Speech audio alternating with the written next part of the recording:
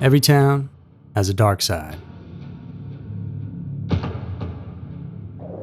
In the darkest chapters of our history, certain stories strike at our deepest fears, none more so than the tales of serial killers and the vicious crimes they commit. How they grow up and become compelled to hunt down other human beings at random, in a morbid display of control, and to achieve a feeling of satisfaction is about as close to evil as it comes. Often hidden behind a mask of normalcy, these killers live among us, navigating the everyday world just like anyone else. Only they have a lust and compulsion for murder that can't be stopped. And they are your neighbors, friends, and family members. And one who tried to stop it from happening but just couldn't is the subject of today's episode. He would go on to become known as the Molalla Forest serial killer. Hey guys, it's Andrew, and thanks for tuning in to this week's episode of Everytown, where today we're headed back to the late 80s, and a series of gruesome discoveries were made deep within the beauty of Molalla Forest. Hikers and locals, seemingly one after another, kept stumbling upon skeletal remains of people that had been brutally murdered, their bodies left out there to the elements. Some were even missing their feet, and so let's head on over to just south of Portland, Oregon, and take a look at who the madman of Molalla Forest was, how he came to be, and what led him to commit such heinous crimes.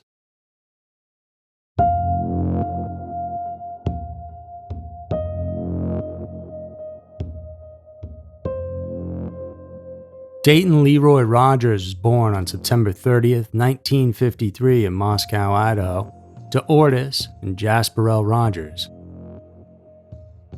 His family was large and extremely religious. He had 2 biological sisters, 3 adopted sisters, and 1 adopted brother, and together they were all devout members of the Seventh-day Adventist faith.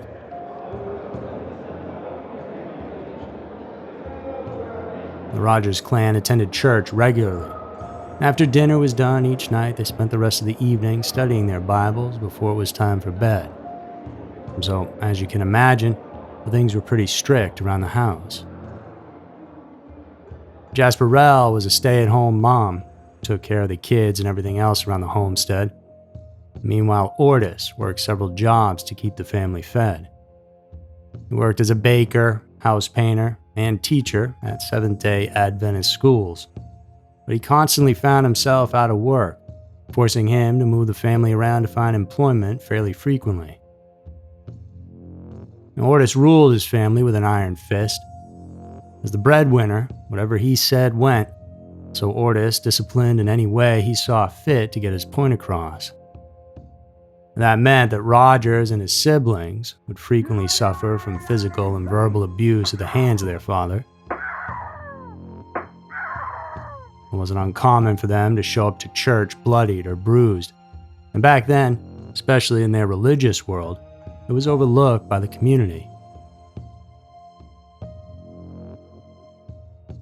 And Ortis believed that his children, whenever they acted out of order, well, it was due to them being possessed by an evil entity, that the only way he could rid them of this was by beating it out of them. As the kids grew up, Ortis monitored everything his children came into contact with, including what they listened to and what they watched.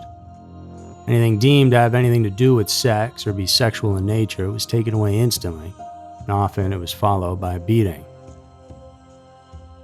For example, the family had a record of Hawaiian music where on the cover it had 2 women wearing hula skirts. This was deemed to be a big no-no, so Ortis took a thick black marker, covered over the ladies' entire bodies. The Rogers lived in small homes when they could, with the children all sharing the same bedroom. But at one point, things got so bad because Dad couldn't find work. The family moved on into a chicken coop with a dirt floor that Ortis was certain they could turn into their family home.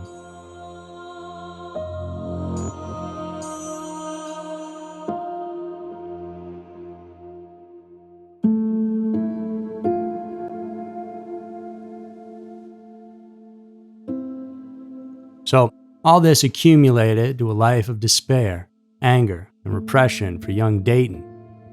Unable to unleash his natural urges, as he grew up into his teenage years, he started having violent sexual fantasies that involved his own sisters.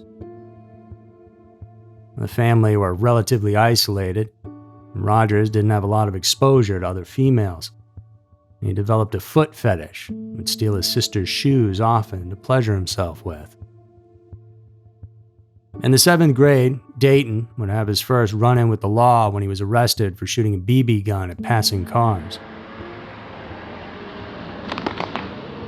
After hearing about this, Ortis again beat Rogers in an attempt to get Satan out of him.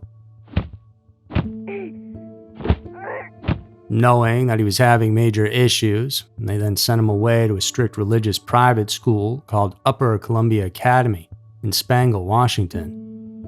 However, this arrangement didn't last long as Ortis found himself yet again without work and unable to pay for it.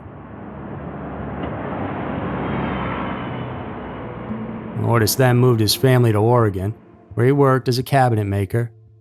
After the move, Rogers enrolled in Emerald Junior Academy, another strict religious private school, and at this point, Rogers despised not just his father, but his mother too, as he felt she never intervened or stood up for him, while his father inflicted whatever pain he saw fit. The man of the house, who had his family living in destitute, trying to act all high and mighty, was too much for him to take, and so, at the age of 16, Rogers dropped out of school and decided to move to Corvallis, Oregon, alone, where he picked up a job as a house painter to make ends meet. 3 years later, in July of '72, at the age of 19, Rogers left Corvallis to move to Eugene, Oregon, to take a different house painting job, and it was here that he met 16-year-old Julie. The pair began dating straight away and quickly got married. His family, who had kept in touch with Rogers up until this point, though, decided to cut all ties after the wedding. And strangely, it wasn't the fact that Julie was just 16 that upset them, but rather the fact that she was a Lutheran.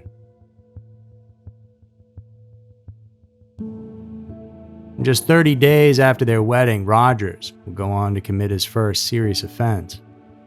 It was as if the newfound freedom of not having his mother and father in his life any longer allowed him to finally let loose.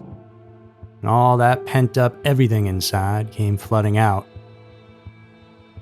During this incident, he stabbed a 15-year-old girl in the stomach. And the act even shocked Rogers himself.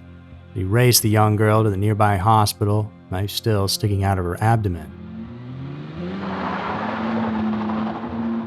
Initially, he told authorities that the day before they had gone out into the woods near Molalla Forest to have sex.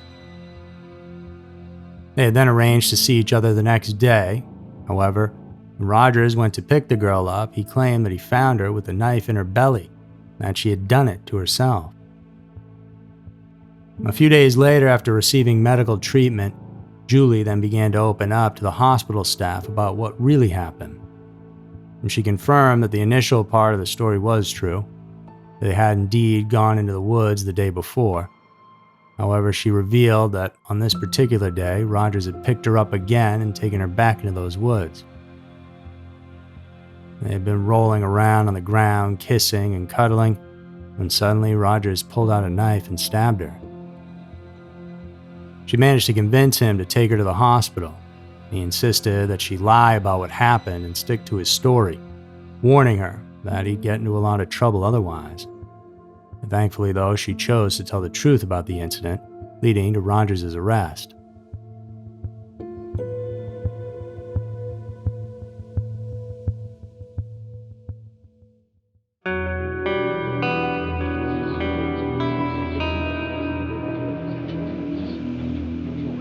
It was at that point in custody that police could tell there was something seriously off with Dayton, so he underwent a psychiatric evaluation, and from that it was determined that he had a very depressive neurosis.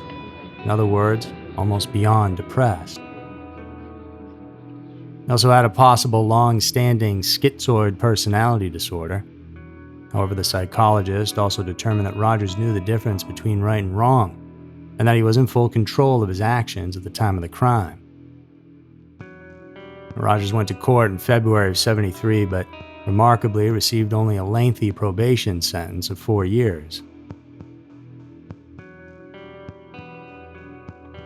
Not even a year later, Dayton found himself locked up at the Oregon State Mental Facility following an incident of assault involving 2 teenage girls.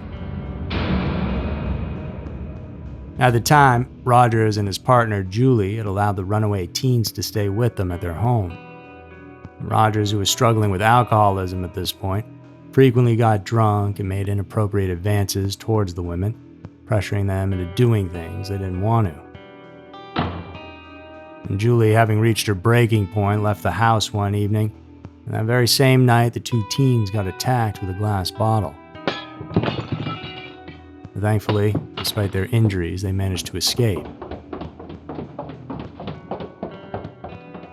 While Rogers was hospitalized, Julie seized the opportunity to leave him permanently. That's when she filed for divorce, moved on over to California, leaving Rogers and his dark thoughts all to himself. In November of '74, psychologists at the hospital deemed Rogers to be cured, leading to his release that December. However, that raises a critical question. Was Rogers genuinely rehabilitated, or did he simply master the art of telling the doctors what they wanted to hear? Dayton quickly found love again after his release. There was something about the companionship of a wife that he needed in his life, most likely because it helped him feel better about himself and appear more normal. He met Sherry Miller. The two became inseparable. And in October of '75, just 7 months after they started dating, the pair got married. And things would go okay for a couple of years after that. Even though Rogers was arrested on suspicion of assaulting a woman in '75, he was later found not guilty by the jury, so he skirted by that. But eventually, karma caught up with good old Dayton.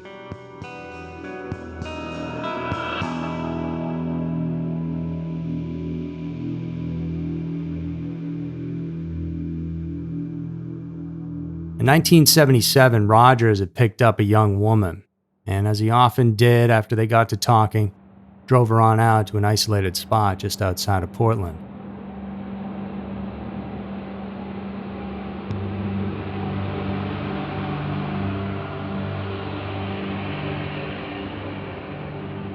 Once parked, he pulled a knife on her, forced her to get in the back seat where he tied her up with electrical wire and assaulted her. Afterwards, the woman asked Rogers if she could get out of the car and go into the forest to relieve herself. He allowed it. That's when she took off running. Despite being in the middle of nowhere, she kept going until she found a couple houses in a neighborhood, banged on a few doors till someone opened up. At that point, she called the cops. And in terms of karma, while trying to flee the scene, Rogers' car got stuck in the mud, so with his tires just spinning, it made it easy for authorities to find and arrest him.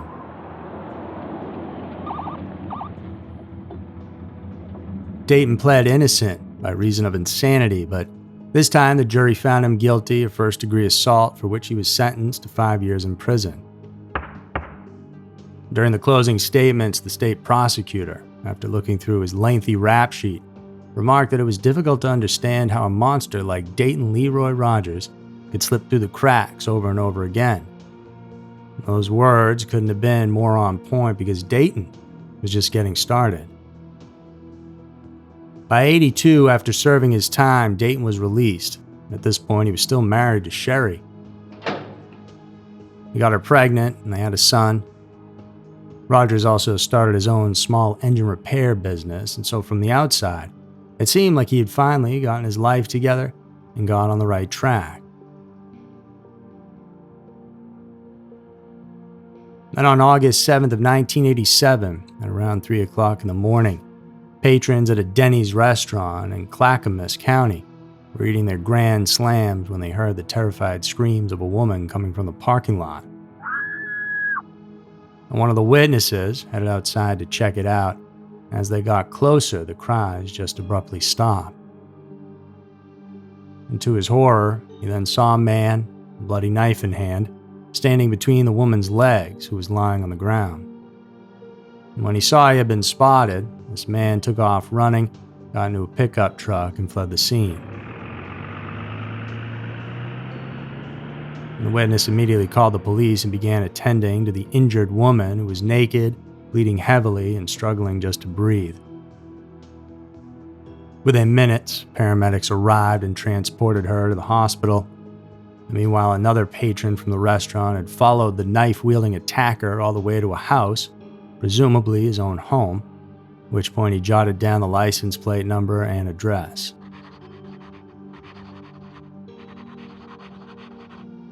Identified as 25-year-old Jennifer Smith, the victim tragically passed away from her severe wounds en route to the hospital. She had been stabbed 11 times in the chest, abdomen, and back. The officers headed to the home provided by the patron, where they then located and arrested the attacker, Dayton Rogers.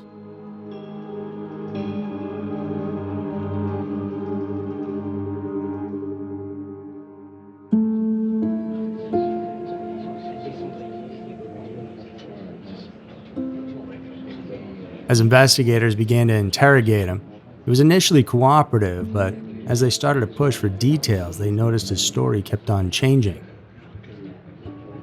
He knew Jennifer, and then she was a stranger, things like that. And on top of it all, the more questions they asked, the quieter Rogers got.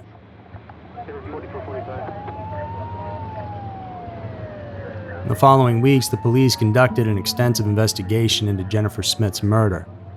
They found the knife left behind at the crime scene, and then in the subsequent searches of Rogers' house and the workshop where he ran his business, revealed a trove of incriminating evidence. Among the items discovered were a hacksaw, boots stained with blood, burnt up women's garments, as well as multiple blood stains spread across his house, workshop, and vehicle. And police were actually shocked at what they had discovered. There was so much more evidence than they had expected. More stuff than just for the single crime, so then the question became, how many women had Dayton actually killed? Not even a month later, on August 31st, a bow hunter trekking through the dense Molalla Forest made a grim discovery. It was a woman's body lying beneath a cover of matted ferns. When she was naked, he noticed straight away that one of her feet was missing. Acting quickly, he ran back to his vehicle, alerted police, and then guided them back to the scene of the crime. And with Dayton in custody, they then started doing a grid search of the area, thinking this might be his dumping grounds. And sure enough, they were right. Over the next week that followed, police then uncovered the bodies of 6 more women in the same vicinity, each body found nude and in different stages of decomposition. Autopsies revealed that they had been in the forest for around 1 to 3 months. The 6 of the victims were identified as 23-year-old Lisa Mock, 26-year-old Maureen Hodges, 35-year-old Christine Adams, 20-year-old Cynthia DeVore, 26-year-old Nandan Cervantes, and 16-year-old Riatha Giles. Unfortunately, the 7th victim was unable to be identified, and all these women have been reported missing. And each one of them had been strangled and stabbed. In some cases, their feet were sawn off just above the ankles by what looked like a hacksaw. Other evidence found near where the bodies had been dumped included orange juice and Smirnoff vodka bottles, a knife with human tissue still on it, and several items that had been tied into knots, including stockings, shoelaces, rope, and cloth. And that knife with the human tissue was the exact same size and brand as the one that had been used to stab Jennifer Smith to death. With all the disturbing evidence that investigators had previously found in Rogers' home, workplace, and vehicle, it didn't take the authorities long to come to the conclusion that Dayton Rogers was most likely a sadistic serial killer.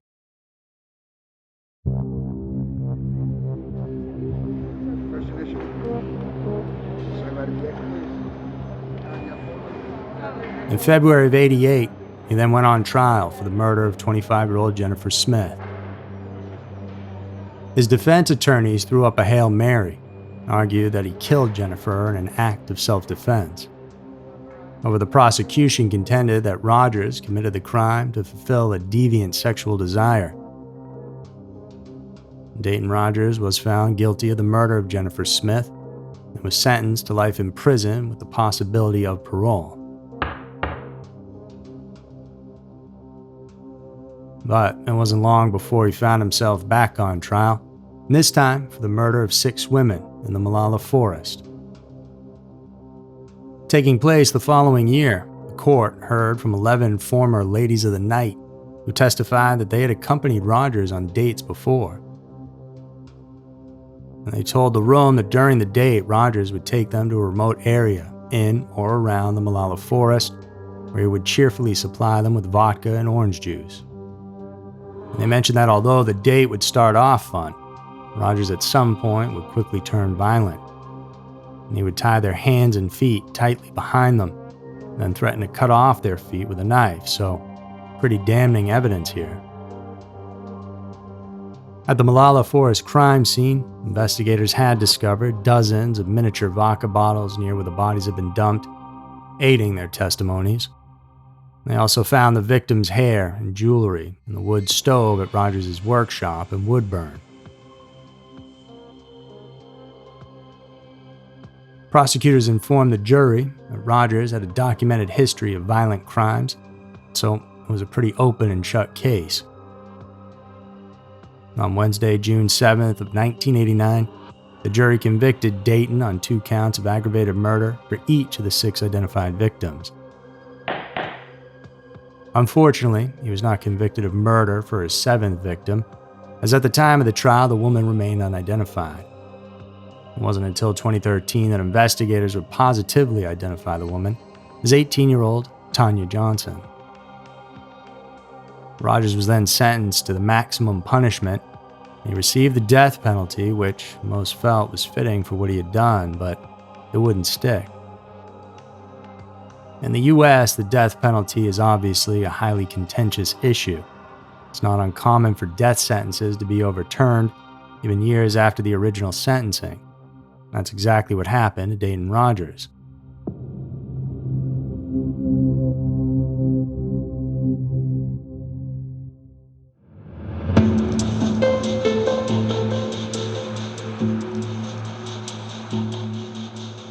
Over the next couple of decades, he was sentenced to death 4 times, only for each sentence to be overturned by the Oregon Supreme Court.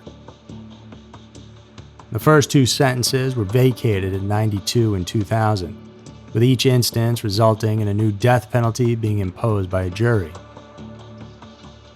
On October 11th of 2012, the Supreme Court vacated his latest death sentence and ordered a new penalty trial.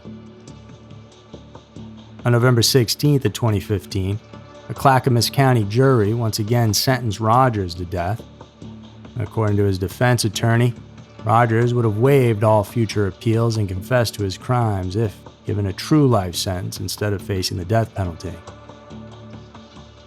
On November 12th of 2021, his death sentence was overturned for the 4th time. This decision was influenced by a new law signed by Governor Kate Brown, which reduced the number of aggravating factors required to seek the death penalty. Subsequently, on December 13th of 2022, Kate Brown commuted the death sentences of everyone on Oregon's death row to life without parole. So as of now, 70-year-old Rogers is currently serving out his sentence at Two Rivers Correctional Institution in Umatilla. He's officially linked to the murders of 8 women, though likely there are many more. He's never spoken with authorities about the details of the murders, and keeps secrets he will most likely take with him to the grave.